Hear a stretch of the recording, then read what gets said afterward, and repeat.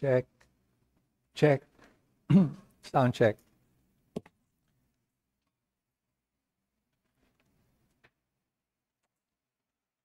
I think somebody said, siguro paraphrase to, every good thing must come to an end. And I've really enjoyed itong pag-aaral natin sa hard sayings of the scriptures. But after 42 messages, we finally come to the end. No, this is our last message on the topic kasi nasa Malakay na tayo. At again, we try to survey practically from the start of the Old Testament.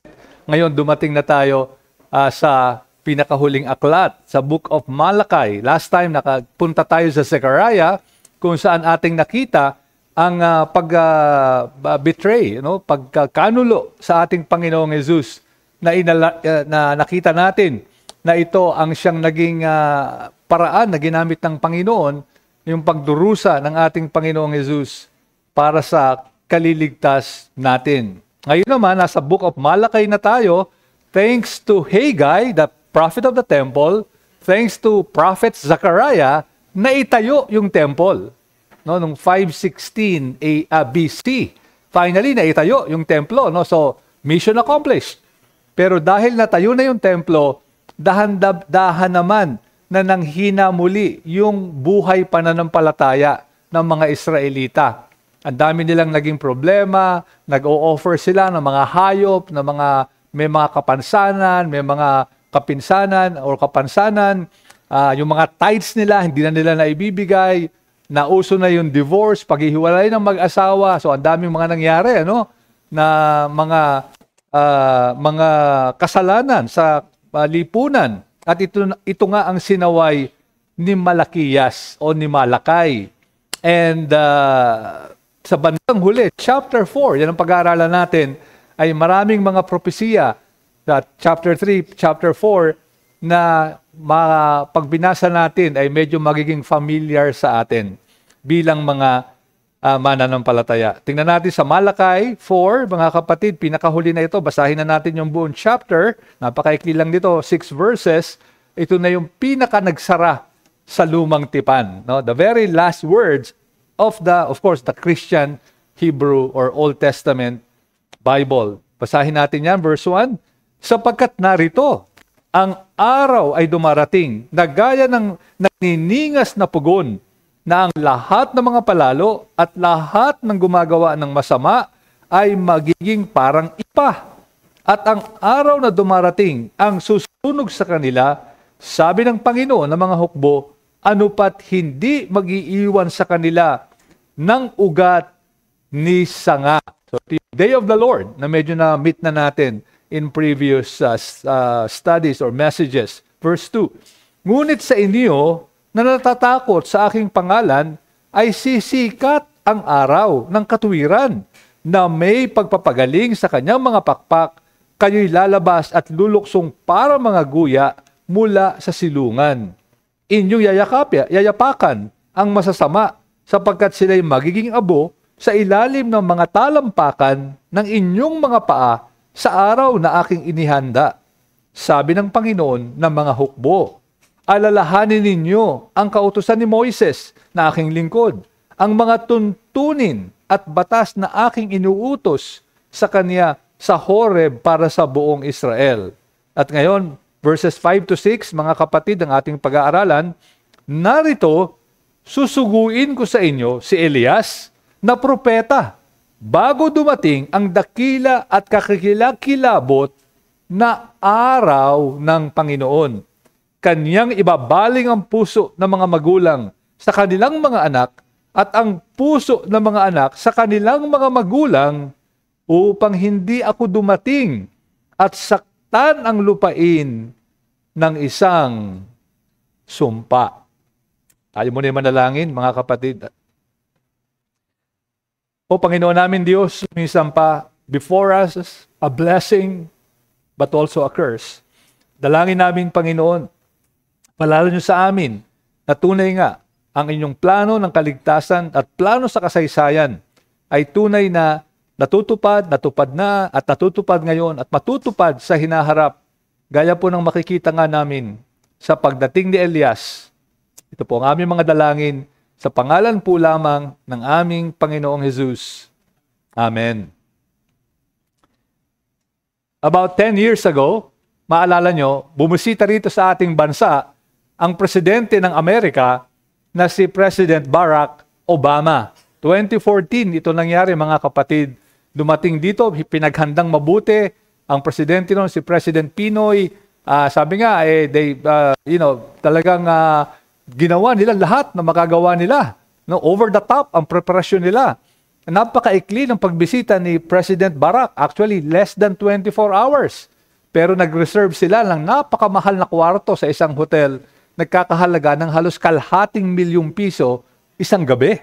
No? Isang gabi. Tapos nagkaroon ng state dinner. Yung dinner na inihanda ng Estado para sa kanya ayon sa account. Sa state dinner na ito ay naandyan ang lobster, ang baby sprouts, and fiddle fern. Hindi ko alam kung ano yun. Hindi ko alam kung nakakita na tayo nun. With lemon jam, ayon sa account. Smoked mussels, nakalagay dito. Again, never heard before. Sweet banana in a rich tomato and coriander sauce. So, ganun katindi, Kahit wala tayong naintindihan, sounds nice. Di ba? Sounds nice. At bilang dessert, pinaghanda nila si Presidente Barack ng coconut lychee ice cream. Siguro, one of a kind. Dito binebenta sa labas. Inaasahan nila, kaya ganito ang ginawa ng ating bansa, ay tutulungan tayo ng Amerika dahil nga noon nagsisimula na ang tensyon sa China. Nagsisimula na. So, yan ang ating inaasahan. Pero napakabilis ng pagbisita at hanggang umalis ang presidente, maraming na-disappoint pagkat walang sinabi tungkol sa kung ano ang gagawin nila at kung tutulungan tayo kung magkaroon ng problema.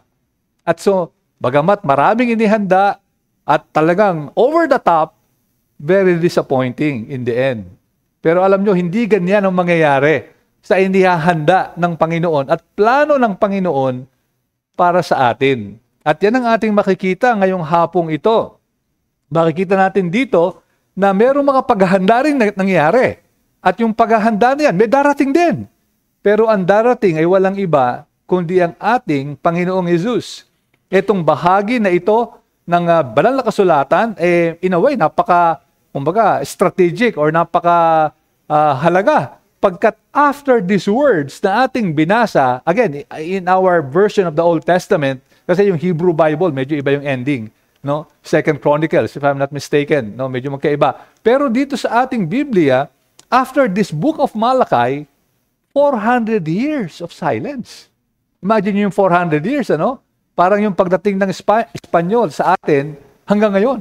Wala kahit na mensahe. So, ganun kahaba yung panahon na yon. At itong ating pag-aaralan, yung verses 4 to 6, ito na yung pinaka-postscript na tinatawag, pinakahuling mga pananalita, and the closing, not only of the book of Malachi, but yun nga, the whole Old Testament canon. In a way, it bridges the Old Testament and the New Testament. At ito yung mga huling talata, verses 5 and 6, ang ating pag-aaralan. At dito ang mensaheng hahanguin natin is that we must realize that God's plan, yung plano ng Diyos for the full restoration of all things in Christ, the full restoration of all things in Christ is ongoing even as it is not clear or obvious at times. Tuloy-tuloy yung pagdaloy ng plano ng Diyos, bagamat pagminsan parang hindi natin makita. So ito yung ating magiging paksain ngayong hapong ito. Para natin ipaliwanag ito na yung plano ng Diyos ay tuloy-tuloy. Bagamat pagminsan hindi parang ganun kalinaw sa atin, ay ating uunawain ang dalawang bagay. Una sa lahat, sino ba yung pinapatungkulan dito ng propesiya na Elijah? O matatawag nating New Elijah. At ano ba ang gagawin nitong darating na ito na Elijah? Okay, so I'm sure alam nyo, may mga clue na tayo o may idea tayo sa bagay na ito. Sa verse 5, ang sabi diyan, Behold, I, Yahweh, will, future tense, hinaharap, okay? Send you Elijah, the prophet, before the great and awesome day of the Lord comes. No? So, behold, or tingnan nyo, parang interjection ang tawag dyan, ano? Parang yung isang expression, ano? Na puno ng, urgency, puno ng emotion. Tingnan nyo, behold, ano? Hindi ito yung parang inaantok na, tingnan mo to, okay ba to? No, but rather, meron dito excitement, behold! No, parang biglang may kometa na dumaan, no, na nakita natin, behold! No, tingnan natin. And of course, this is about the day of the Lord. Yom Yahweh, day of the Lord, Yahweh. No, at alam natin, ang ibig sabihin nito, nung nakita natin before, kalimitan, blessing yan, pero parusa din sa mga hindi magpapailalim sa Diyos. So the day of the Lord, parang may flip, dalawa yan, parang yung flip side, yung isang side, blessing, but the flip side is cursing or paghuhusga. Kaya great and awesome day of the Lord. And so, pwedeng salvation, but pwedeng judgment. Ngayon, dito sa panahon na ito, merong mangyayari. Ano yon? I will send, sabi ni Yahweh, no, sa araw na yan, bago dumating, before, okay, may day of the Lord, before that comes, something will happen. Ano yon? I will send you, Elijah the prophet. Alam naman natin, di ba napag-aralan na natin yung yung mga aklat ng Old Testament, at siguro napansin nyo, na yung prophet na ito, si Elijah, ay matagal nang patay. No, nung mga kapanahon na ito, namatay na nung panahon ni Malakay. So, ano ibig sabihin dito? Taas tayo ng konti sa Malakay 3 verse 1 at medyo makikita natin yung larawan na mas malinaw kasi nga tayo ngayon ay nasa New Testament times na Malakay 3 verse 1, behold, I send my messenger and he, the messenger, will prepare the way before me, and the Lord, whom you seek, will suddenly come to his temple, and the messenger of the covenant in whom you delight, behold, he is coming, says the Lord of hosts. A messenger? The Lord will appear in the temple? Obvious na, no? Sino ba pinapatungkulan nito? Di ba? Yung Lord na yon, who will suddenly appear in the temple, is none other than the Messiah, our Lord Jesus Christ. Sino yung maghahanda? Di ba? Now, sa New Testament, malinaw na ito ay hindi naman literal na si Elijah ay nabuhay uli.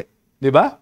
Kundi, gaya sa Luke chapter 1, verse 16, ang sabi ng anghel sa tatay ni John the Baptist, ay ganito, he will turn away, the baby na ipapanganak, walang iba kundi si John the Baptist, he will turn away or turn many of the children of Israel to the Lord their God. And he will go before him in the spirit and power of Elijah. Yung anak mo. Yung anak mo.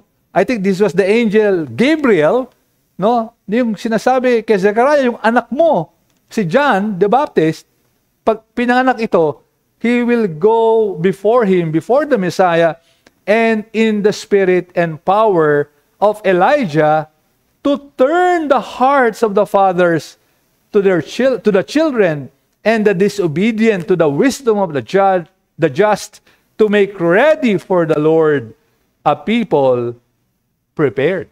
No? So malinaw na nakakonekta yan dun sa kapanganakan ni John the Baptist. So malinaw, So mukhang talagang si John the Baptist ito.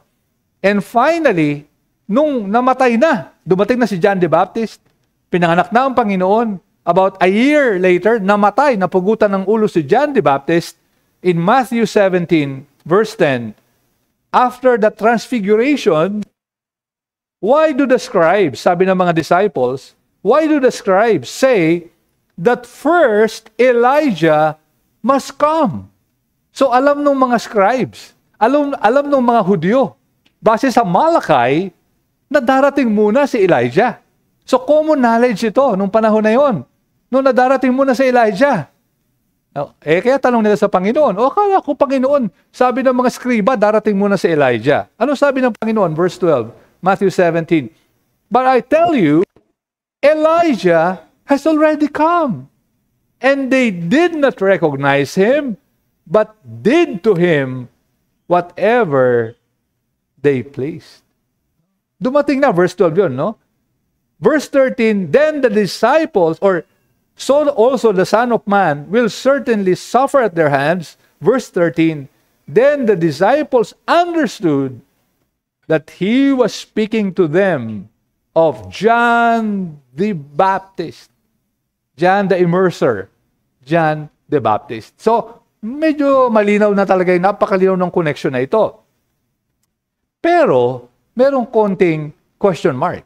Kasi in John 1:21, naman, nung tinanong si John the Baptist, ang context nito, tinatanong siya ng mga tao, sino ka ba? Sino ka ba? Ikaw ba? No? Kasi sabi nila, ikaw na ba talaga? O sino ka? Ikaw na ba si Elijah? Ano sabi ni John the Baptist sa John 1:21? And they ask him, yung mga Jewish mga inquisitors niya, what then? Are you Elijah? Dinaretso na sila, na siya. Kasi in-expect nga nila, darating muna yung preparer, no? The forerunner.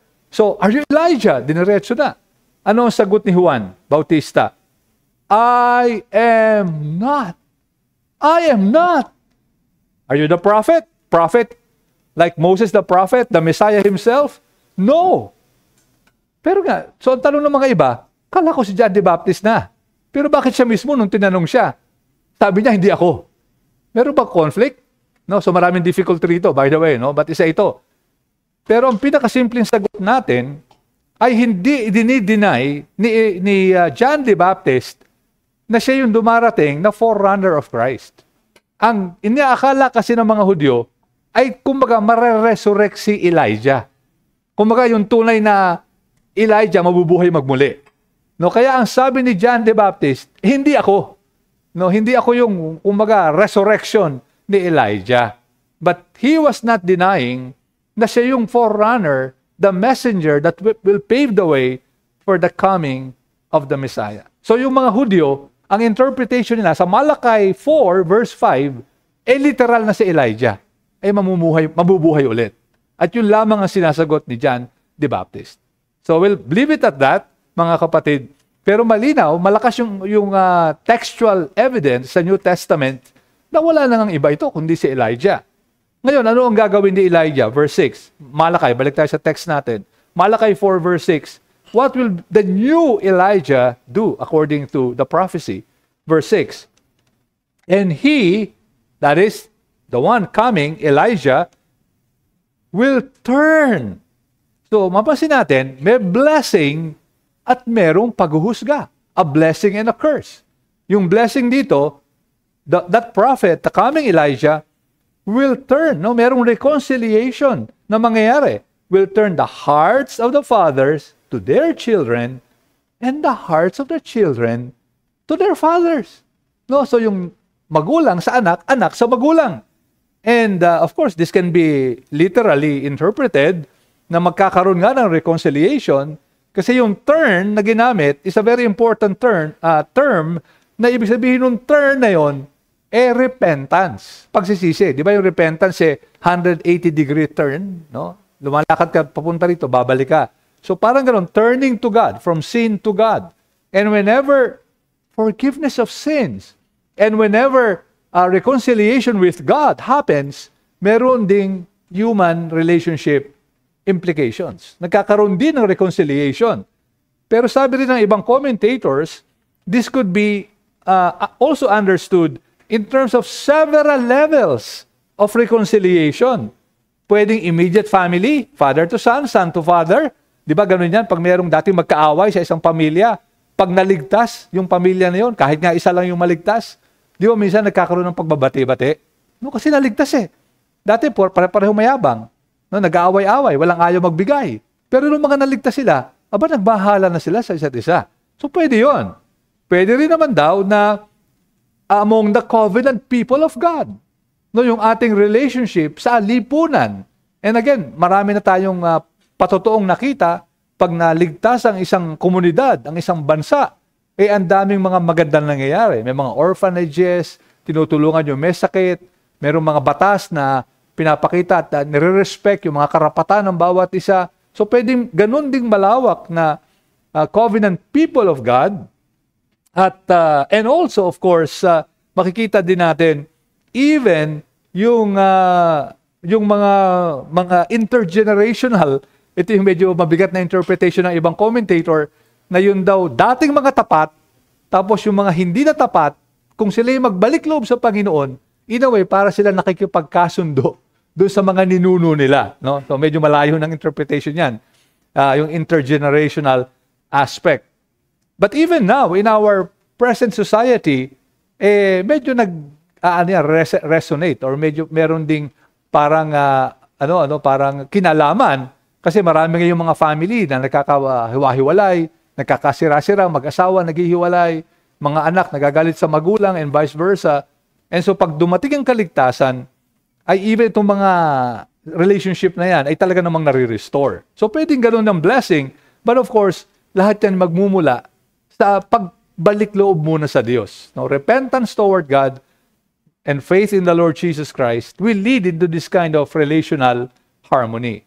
But then, hindi lang blessing, sa verse 6, meron ding banta ng paghuhusga.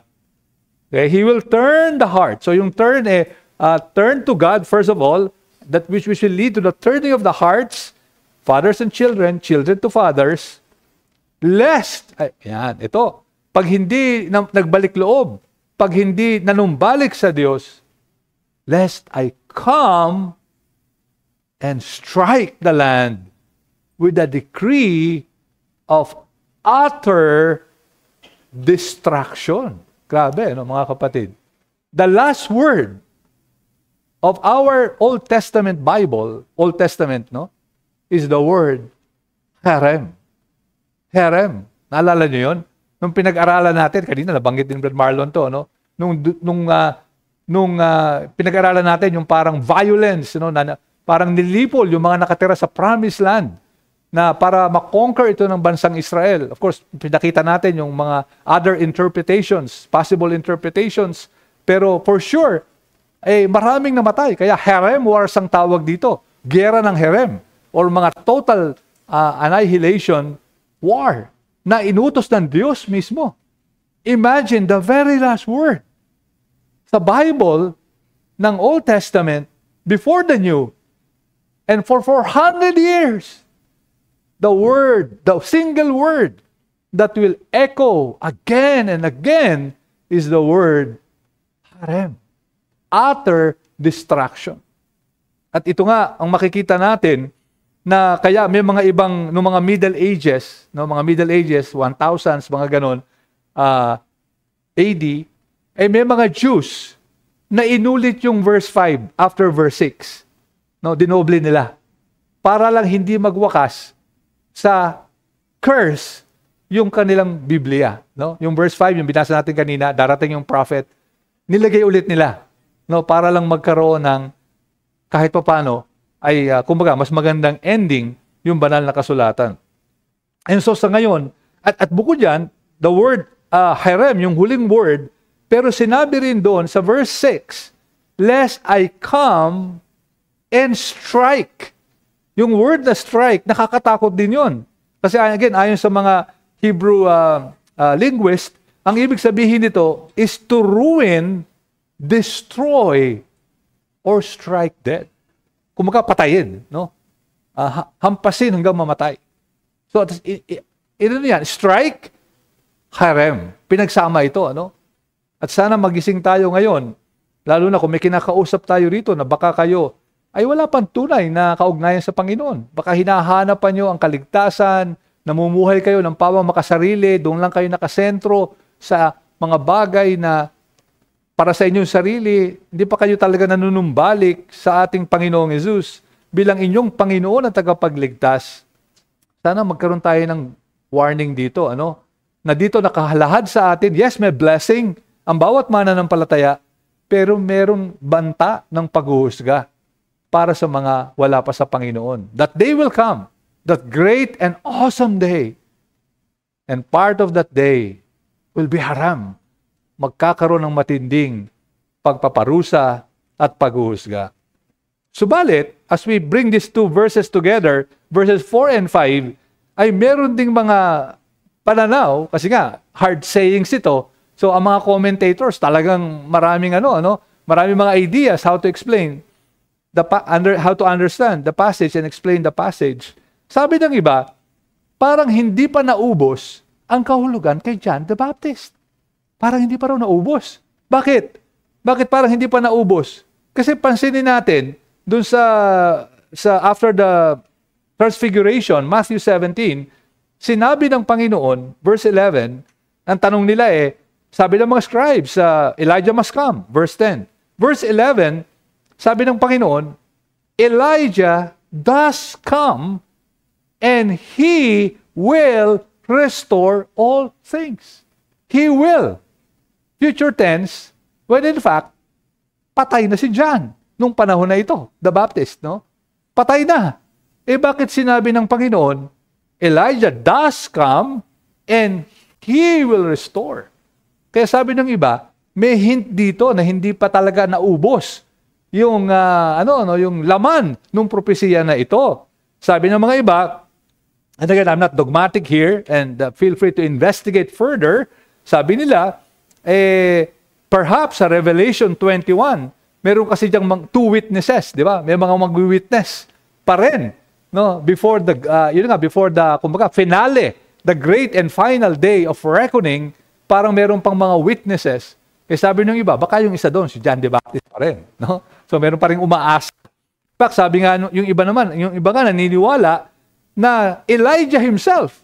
Kasi nga sa Transfiguration, di ba, andun siya nagpakita kasama ni Moses. So baka si Elijah muli. Again, yung mga iba, ito ang kanilang paniniwala. And dito nga sa Matthew 17 verse 11, sabi ng Panginoong Hesus, Elijah does come, He will restore, future tense. Ang sabi ng iba, merong hint that in fact, Jesus Himself, siya mismo ang ating Panginoong Hesus, is the Elijah-like figure. The Elijah-like figure, sabi ng isang commentator, initiating His kingdom at His resurrection and completing it at His second coming. No? Siyang nagsimula nung siya'y mabuhay magmuli. Natatag ang kanyang kaharian at ngayon tatapusin niya ito sa kanyang muling pagbabalik. At dito nga, completely mangyayari. Kasi sabi din ng iba, kung talagang si John the Baptist nag-succeed, di ba? Turning the hearts of the fathers to children, children to fathers, kung successful si John the Baptist, bakit pinatay ang Panginoong Jesus? Nasaan yung reconciliation? Sabi nila. No? Parang hindi nangyari. No? Hindi nangyari. Of course, we can say na baka internal ito, spiritual, internal, at hindi naman lahat. Still, intriguing, to say the least. Para bang, gusto nating malaman, ano ka kayo mangyayari? It adds to the excitement of the second coming of the Lord Jesus Christ. Na meron pa kayang continuation nito? Itong prophecy na ito of the coming of that Elijah-like figure, which indeed could be our Lord Jesus Christ. Okay, after all is said and done, na hopefully mas naging malinaw, kung di man mas naging challenging sa atin, naging intriguing, itong darating na to, how do we apply this now to ourselves, brothers and sisters? Well, sana we may rejoice at the unfolding of the plan of God, even as we have seen that the new Elijah has come, in the form of John the Baptist. Sana makita natin yung dahan-dahang unfolding. Kasi napakahalaga ito na makita natin yung big picture na ito. Dumating na si John the Baptist at in fact nagsisimula na itong reconciliation na ito. Simula nung dumating ang Panginoong Jesus. Nagsimula na ito. At tayo nga is an evidence of that. Imagine, pag tinignan natin ang mga sarili natin dito, may taga San Pablo, merong province of Laguna, may galing sa province of Quezon, province of Batangas, and province of the United States of America, di ba? Kung saan tayo nang galing. And yet, andito tayo lahat. And there's a reconciliation. Iba-iba siguro ang ating background, iba-iba ang ating naging pinag-aralan, ang ating mga gawain tuwing araw-araw ng linggo. And yet, here we are, mga kapatid, part of this history of the unfolding of the plan of God. At napakahalaga nitong long-term view na ito because many times, we tend to be myopic or nearsighted. No, madali tayong maging nearsighted.